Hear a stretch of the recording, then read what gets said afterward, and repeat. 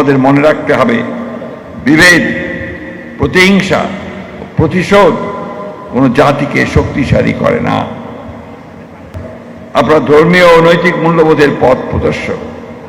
মসজিদের মেম্বার থেকে আপনার কোটি মানুষের কাছে সত্য, ন্যায়, সততা, ভ্রাতৃত্ব, মানবতার বাণী পৌঁছে দেন। তাই সমাজ থেকে দুর্নীতি, মাদক, সন্ত্রাস, সাম্প্রদায়িক বিদ্বেষ, গুজব, হিংসা, নারী ও শিশু নির্যাতন এবং অসহিষ্ণুতা দূর করতে আপনাদের ভূমিকা অত্যন্ত গুরুত্বপূর্ণ।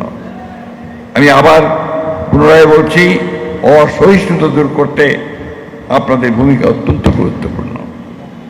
আমি আশা করব ইসলামের প্রকৃত শিক্ষা ও নবী করিম সাল্লাল্লাহু আলাইহি সাল্লামের জীবনাদর্শ তুলে ধরে তরুণ প্রজন্মকে নৈতিকতা, দেশপ্রেম ও মানবিক মূল্যবোধ উদ্বুদ্ধ করতে আপনারা অনুপ্রাণিত করবেন। আমাদের মনে রাখতে হবে, বিভেদ, প্রতিহিংসা, প্রতিশোধ কোনো জাতিকে শক্তিশালী করে না। অতীতের কর্তৃত্ববাদ, ফ্যাসিবাদ ও অন্যায় যেন আর কখনো ফিরে না আসে, সেজন্য রাসূলুল্লাহ সাল্লাল্লাহু আলাইহি সাল্লামকে অনুসরণ করে এবং ধর্মের শান্তি, ন্যায় ও সম্প্রীতির মর্মবাণীকে হৃদয়ে ধারণ করে গণতন্ত্র, ন্যায় বিচার, সুশাসন ও মানুষের মৌলিক অধিকার রক্ষায় আমাদের ঐক্যবদ্ধ থাকতে হবে। উপস্থিত আয়োজকবৃন্দ, এই অনুষ্ঠানে আমাকে আমন্ত্রণ জানানোর জন্য আমি আবার সবাইকে বিশেষভাবে ধন্যবাদ জানাচ্ছি।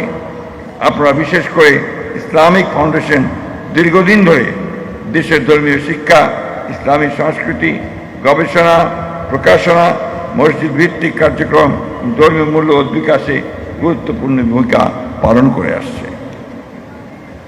আমার বিশ্বাস, পবিত্র ঈদে মিলাদুন্নবী সাল্লাল্লাহু আলাইহি ওয়াসাল্লাম উপলক্ষে আয়োজিত এই ধরনের কর্মসূচি ইসলামের শান্তি, সৌহার্দ্য ও মানব কল্যাণের বাণী মানুষের কাছে পৌঁছে দিতে কার্যকর ভূমিকা রাখবে। আমি এই মঞ্চে আসার আগে আমাদের মাননীয় ধর্মমন্ত্রী, পরবর্তীকালে প্রতিমন্ত্রী মহোদয়, ইসলামিক ফাউন্ডেশন এবং বাইতুল মুকাররমের সম্প্রসারণ, উন্নয়ন এই বিষয়ে কথা বলেছেন। আমি অবশ্যই সরকারকে অনুরোধ করব যে তারা যেন এই বিষয়টি গুরুত্ব সহকারে গ্রহণ করে এবং এই বিষয়গুলো যেন বাস্তবায়িত করা সম্ভব হয় সেই বিষয়ে তারা উদ্যোগ গ্রহণ করবে। পরিশেষে পবিত্র ঈদে মিলাদুন্নবী সাল্লাল্লাহু আলাইহি সাল্লামের এই মহিমান্বিত দিবস উপলক্ষে আমি সকলের প্রতি আহ্বান জানাই, আসুন আমরা মহানবী হযরত মুহাম্মদ সাল্লাল্লাহু আলাইহি সাল্লামের সত্য, ন্যায়, সততা, সহিষ্ণুতা, ক্ষমা ও মানব প্রেমের মহান আদর্শে নিজেদের জীবন ধারণ করি। ধর্মের নামে বিভেদ, বৈষম্য নয়, ইসলামের শান্তি ও মানবতার বাণী ছড়িয়ে দেই। মহান আল্লাহ আমাদেরকে সকলকে প্রিয় নবী হযরত মুহাম্মদ সাল্লাল্লাহু আলাইহি সাল্লামের জীবন ও আদর্শ অনুসরণ করার তৌফিক দান করুন।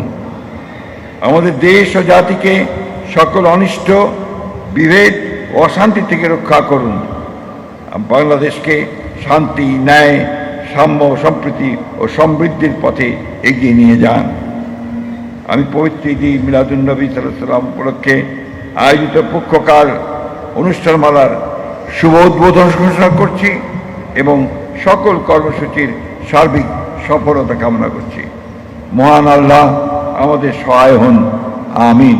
আমাদের মনে রাখতে হবে, বিভেদ, প্রতিহিংসা, প্রতিশোধ কোনো জাতিকে শক্তিশালী করে না।